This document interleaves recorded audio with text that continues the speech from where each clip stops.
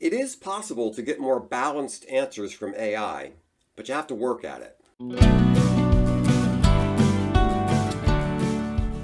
Hi everybody, my name is Greg Crable, and this is my podcast, Something I Learned Yesterday, where I take one issue from the world of publishing and try to explain it in just a few minutes.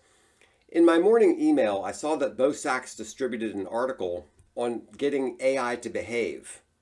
I was hoping the author would address the behavior problem I see, but alas not. There's a serious problem with AI that doesn't get nearly enough attention.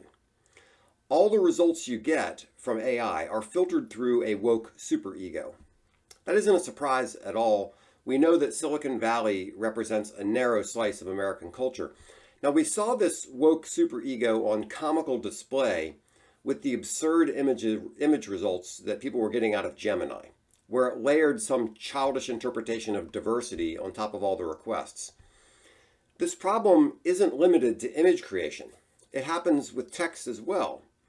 If you go to Perplexity.ai right this second and ask it to write a poem in praise of Barack Obama or Joe Biden, it will oblige.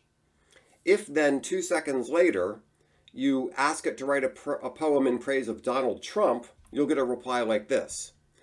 I'm here to provide accurate and informative responses. However, I must clarify that as an AI assistant, I do not engage in creating content that praises or criticizes specific individuals, including political figures, never mind that it just did that 2 seconds previously. Now, this is just one example. The internet is full of examples of AI bias, and I've seen it many times myself. The woke superego taints everything that AI creates. So just keep that in mind.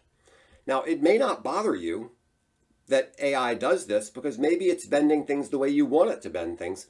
But remember that times change. When you dole out power, you have to remember that your enemies will also have that power. How would you like it if the other side, however you define the other side, controlled the output of AI?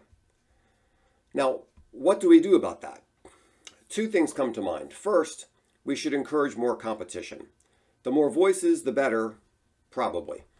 But second, if you want to get an honest answer out of AI, keep this woke superego in mind and realize that you're getting an answer with a political slant. Now, there are ways to get around this problem. I was asking ChatGPT an economic question the other day, and the answer seemed to lean heavily to the left.